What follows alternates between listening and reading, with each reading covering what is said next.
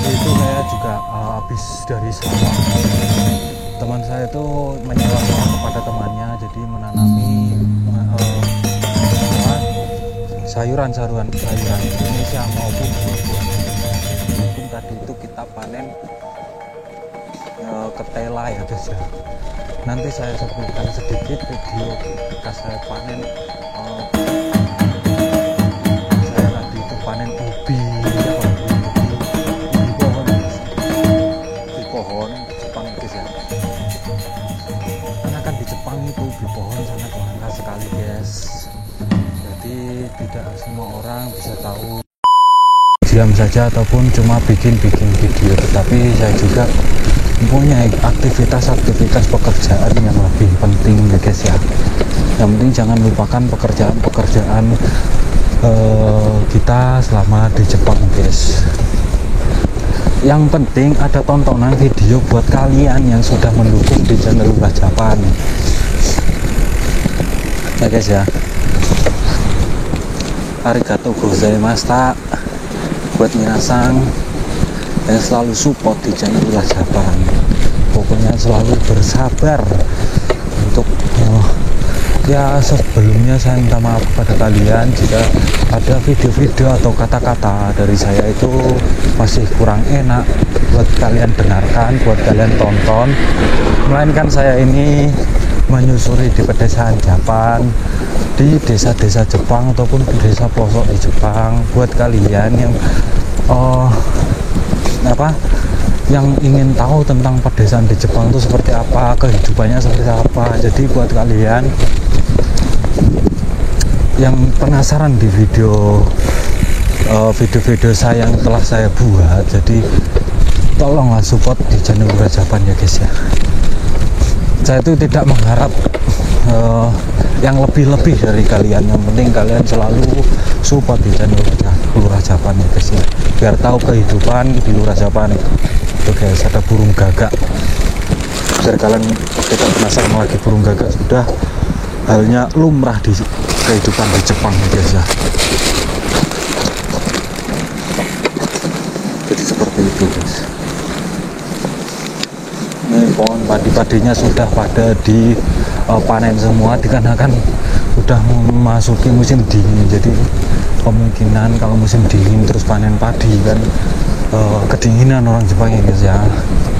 Makanya orang Jepang sebelum musim dingin itu tanaman-tanaman yang akan mati di musim dingin itu akan dipanennya semua guys.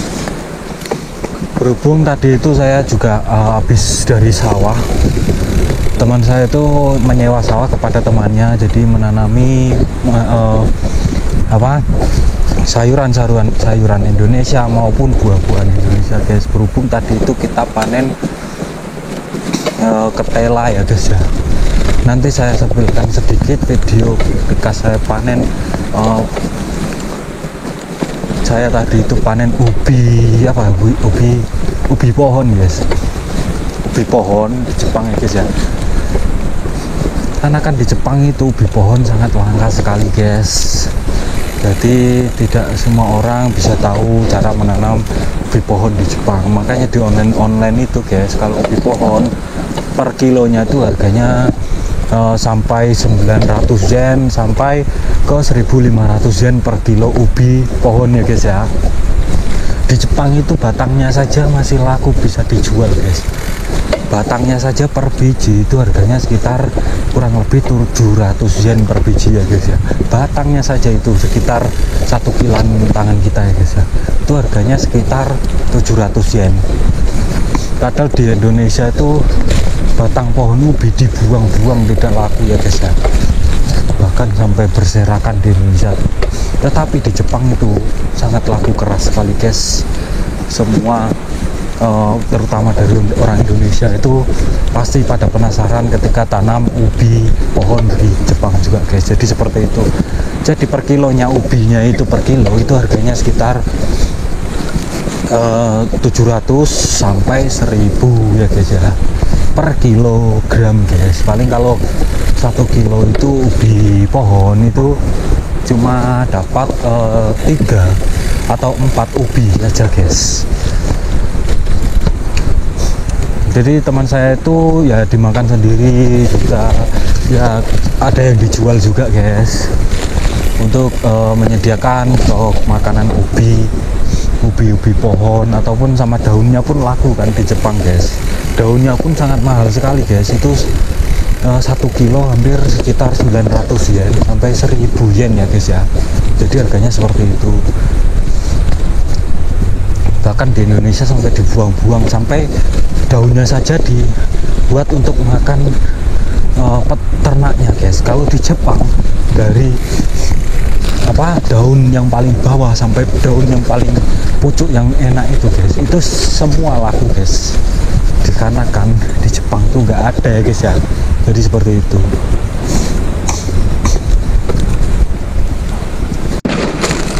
Ya udah, selanjut kita menyusuri pedesaan di Jepang. Lanjut di pembahasan tadi ya guys ya, tentang ubi pohon itu guys. Ubi pohon di Jepang itu, melihat ubi pohon maupun daun pisang di pedesaan Jepang maupun sayuran Indonesia di pedesaan Jepang itu guys, kita seperti melihat brilian yang datang tiba-tiba. Jadi seperti itu ya guys. Jadi sangat-sangat barang langka sekali guys, saya tidak bohong, dan harganya pun cukup mahal. Ini saya berada di kawasan di sekitaran pabrik ya guys ya. Itu masih ada juga orang yang bekerja guys. Dari Sabtu jam segini pun masih ada orang yang bekerja. Kemungkinan ini itu sebelah kanan saya itu pabrik peleburan ya, aluminium ya guys ya. Dikarenakan ada banyak aluminium, atau enggak ini pabrik mesin bubut guys, sama seperti pekerjaan saya ya guys ya. Jadi seperti itu. Ini kawasan pabrik semua kanan kiri saya ini guys. Jadi tampak kawasan pabrik di Jepang itu seperti itu guys. Entah itu pabrik kecil, entah itu pabrik besar, itu kemungkinan ada juga orang Indonesia nya guys. Jadi seperti itu. Tadi saya juga lewat tempat kerja teman saya orang Indonesia juga guys. Ini pabrik-pabrik semua ya guys. Dikarenakan saya itu lagi jalan-jalan di kawasan pabrik-pabrik di Jepang guys, bukan di perkampungan lagi guys. Di sebelah kanan saya juga ada taman untuk perkumpulan orang Indonesia juga guys. Jadi saya tidak lewat karena kan ini udah mulai agak petang, jadi saya mengejar waktu untuk bikin video buat kalian ya guys ya, biar nanti ketika saya bikin video itu tidak terlalu gelap, biar enak dipandang buat kalian yang menyaksikan video dari luar Jepang. Yuk, nah langsung saja kita lurus gitu nanti guys. Kita memasuki di perkampungan Jepang lagi ya guys ya, bukan lagi di pabrik-pabrik kawasan pabrik Indonesia Jepang guys, tapi masuk ke perkampungan lagi. Nanti kita jalan di pinggiran kali juga ya guys ya. Pinggiran kali itu cuacanya udah sangat dingin, makanya tadi saya sudah siap-siap pakai jaket dan pakai celana panjang guys, biar tidak kedinginan ketika goes-goes ya guys. Yuk langsung lanjut aja guys.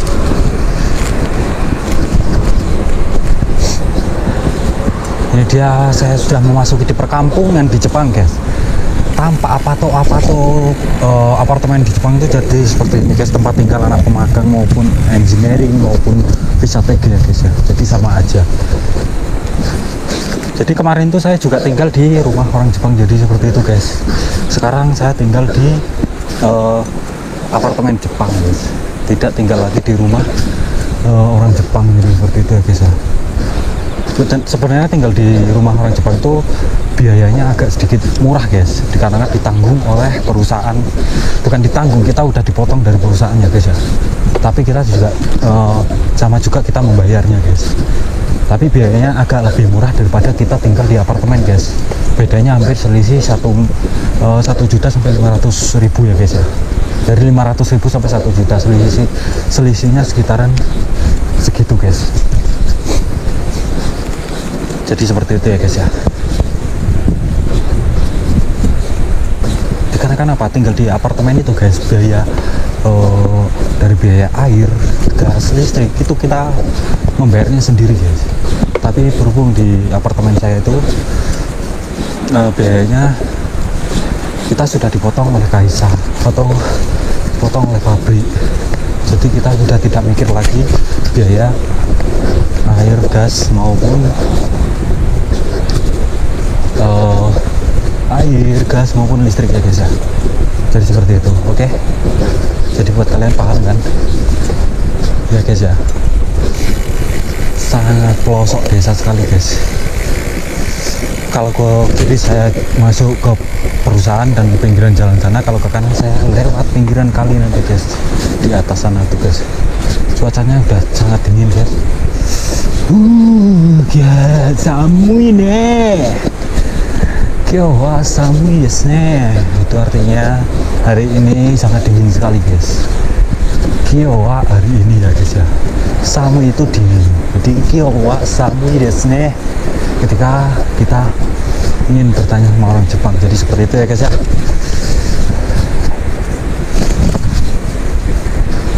Pasti orang Jepang itu ne kyowa samui desu yo, atau enggak ne kyowa chotto samui ne, gitu guys. Jadi seperti itu ya guys ya. Ya sedikit masih baka saya bahasa Jepangnya guys, tapi nggak apa-apa lah, yang penting udah tahu maksudnya. Jadi seperti itu. Apakah bisa orang tidak tahu bahasa kok pergi ke Jepang? Tentunya bisa guys.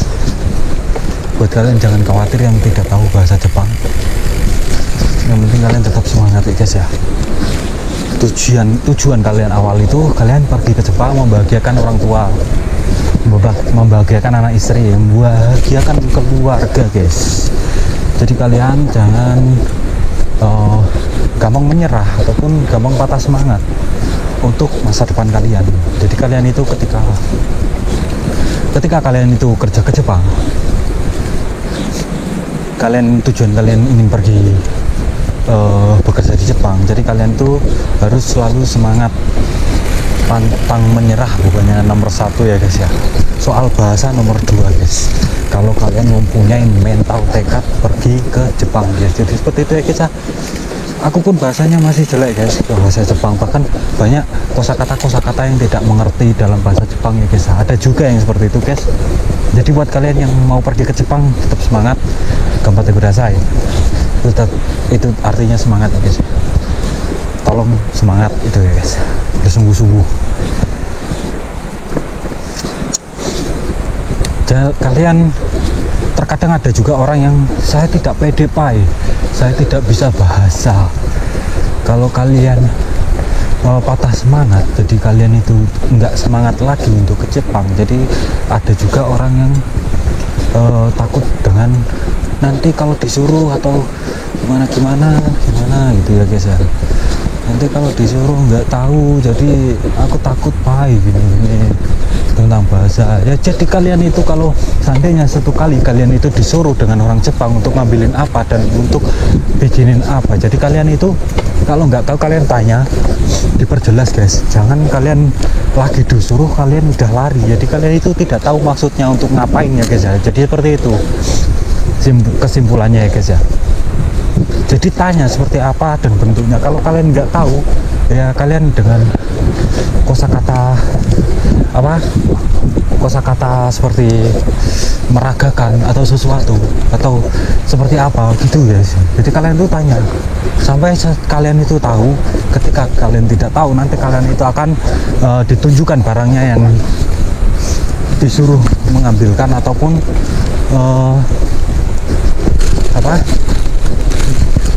disuruh mengambilkan barang sesuatu ataupun disuruh ngerjain apa dan ngerjain suruh ngapain. Jadi seperti itu ya guys. Jadi buat kalian jangan terlalu terobsesi dengan aku takut pai kalau aku nggak tahu kosakatanya. Jadi kalian jangan seperti itu guys. Yang penting kalian semangat, yakin dulu. Yang penting apa yang buat siapkan buat kalian itu yaitu nomor 1 mental guys. Mental kalian jangan sampai down ketika kalian ngobrol sama orang Jepang guys. Jadi kalian itu terlihat kalian itu ngerti maksudnya gitu. Jadi kalian itu orang Jepang mengira kalian itu tahu maksudnya apa yang dimaksud orang Jepang itu tersebut juga. Jangan seperti orang pelongo-pelongo yang nggak tahu. Jadi itu seperti itu guys, nanti orang Jepang itu mengiranya oh kalian nggak tahu, oh kalian nggak ngerti, oh kalian nggak tahu bahasanya. Jadi seperti itu ya guys ya. Nanti ketika kalian udah pulang ke tempat tinggal kalian apa tuh maupun rumah orang Jepang, nanti kalian bisa dipelajari mengulang kembali kosakata apa tadi yang dipakai orang Jepang ketika ngobrol dengan saya. Jadi seperti itu ya guys ya. Jadi kesimpulannya itu seperti itu guys, biar kalian itu dipandang orang Jepang, kalian itu paham apa yang dimaksud dengan orang Jepang guys. Kerja di Jepang itu seperti itu guys. Jadi jangan dianggap sesuatu obrolan itu menjadi beban buat kalian. Suatu pekerjaan di Jepang itu jangan anggap suatu masalah buat kalian. Jadi bikin santai aja guys.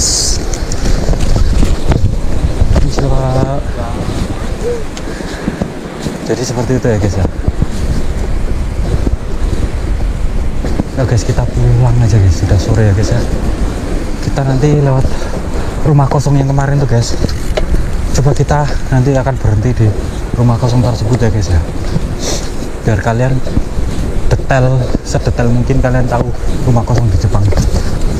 Jadi intinya kalian kerja di Jepang tuh seperti itu guys, jangan takut dengan orang Jepang guys.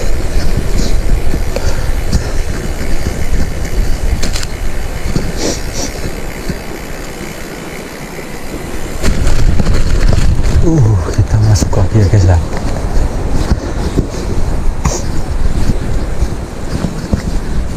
Jangan dibikin kalian itu dibikin beban, jangan seperti itu guys. Nanti kalian akan nanti kalian itu akan merasa terbebani gitu guys. Jadi kalian itu merasa minder kepada orang Jepang tersebut guys. Bikin kalian itu happy aja guys, biar kalian itu tetap semangat kerja di Jepang guys ya. Udah gelap guys ternyata guys.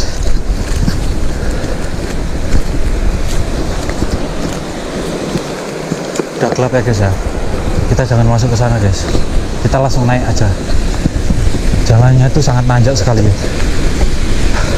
Aku udah nggak kuat, jadi aku ingin turun guys. Sorry ya guys ya, dari tadi sudah capek guys. Kebetulan aku juga mau buang air kecil.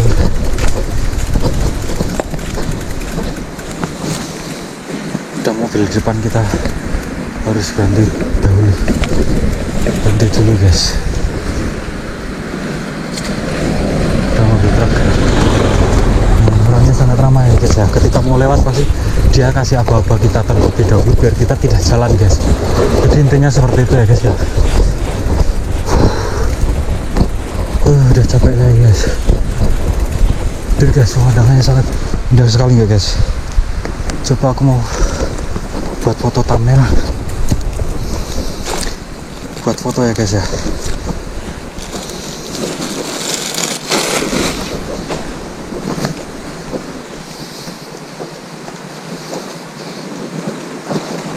Bagus pemandangannya guys, makanya aku senang tinggal di pedesaan Jepang.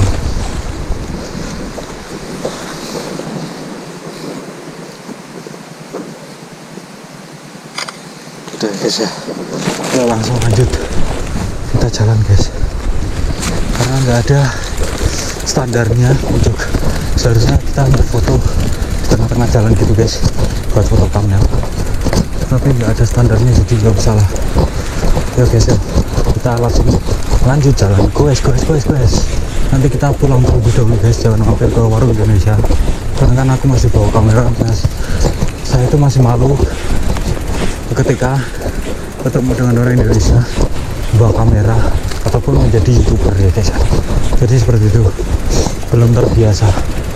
Aku malah nggak malu ketika aku megang kamera ketemu orang Jepang, bahkan orang Jepang itu mengira oh YouTuber. Jadi aku malah nggak malu guys daripada ketemu orang Indonesia ya guys ya.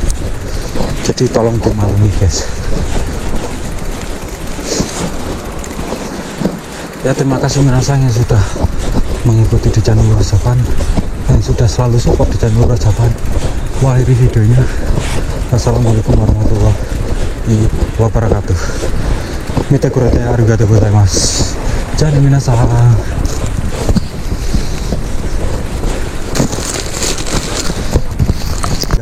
guys. Jadi saya sampaikan tips buat kalian ketika mau belanja kaos maupun celana ya guys ya.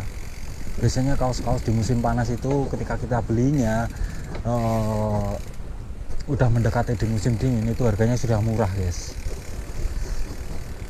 Tapi ketika kita membelinya membeli kaos musim panas di saat musim panas itu harganya sangat mahal guys, hampir separuhnya dari harga potongan itu guys, lebih mahal ya guys ya. Jadi seperti itu Avail. Nanti kita belok ke arah sana itu guys. Di sini berhubung tidak ada hodang-hodor di sebelah kiri saya itu, jadi nanti kita cari hodang-hodor di depan sana guys, biar bisa nyebrang mengendara sepeda ya guys ya.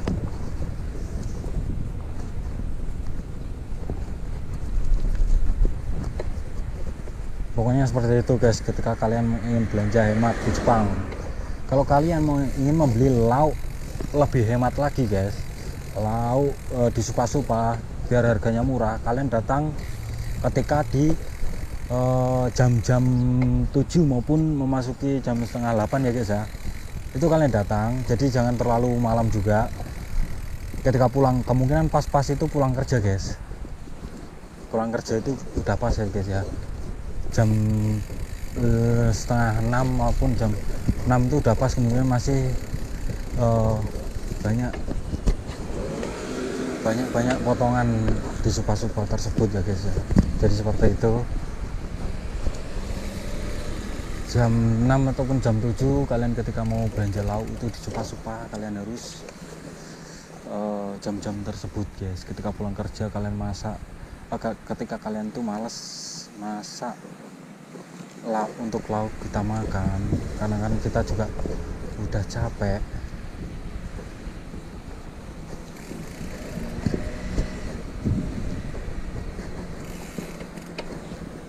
Coba kita ke arah kanan dulu ya guys.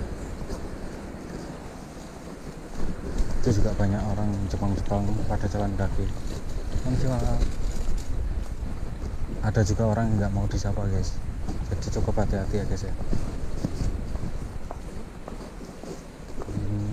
Cewek juga, cewek itu nggak pakai celana guys, padahal udah sangat dingin ya guys, tapi nggak mau pakai celana, malah pakai under pendek guys. Kok nggak dingin orang tuh.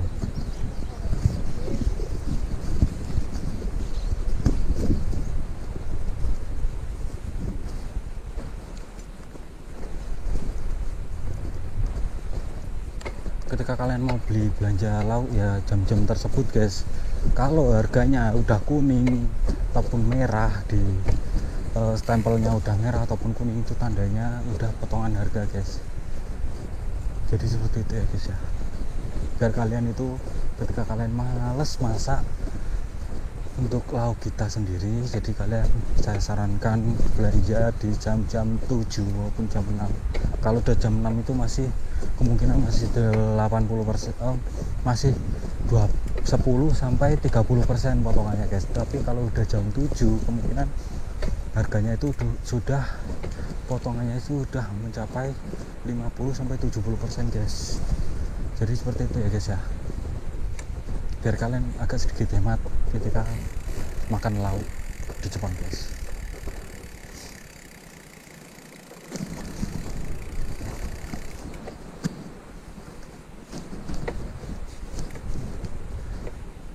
Dikarenakan apa? Kalau lauk di Jepang itu, kalau di Supa tuh harganya satu pak itu harganya hampir sekitar 40.000 guys. 40.000 sampai 50.000-an ya guys ya. Satu pak itu guys, Mika itu guys. Masih harganya agak sedikit mahal, tapi kalau kalian belinya itu di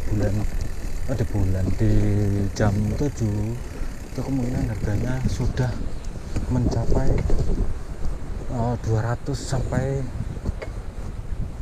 150 ya guys ya. Jadi orang Jepang itu tidak ingin membuang makanan, ataupun biar makanan itu tuh bisa dimakan dengan orang lain tetapi tidak busuk guys. Jadi seperti itu ya guys ya. Makanya orang Jepang itu mengasih potongan itu gila-gilaan daripada makanan itu dibuang guys. Jadi seperti itu. Kemudian kalau di Indonesia itu masih ada harganya, entah itu makanan yang udah lama, entah itu makanan hampir basi, hampir apa, itu tetap kemungkinan masih dijual dengan harga normal ya guys ya. Tapi kalau di Jepang tuh langsung ada potongan gila-gilaan guys, biar tidak mau bazir ya guys ya. Jadi saya sarankan tips seperti itu buat kalian. Yuk guys, kita mampir ke toko toko baju dulu guys, siapa tahu ada potongan harga.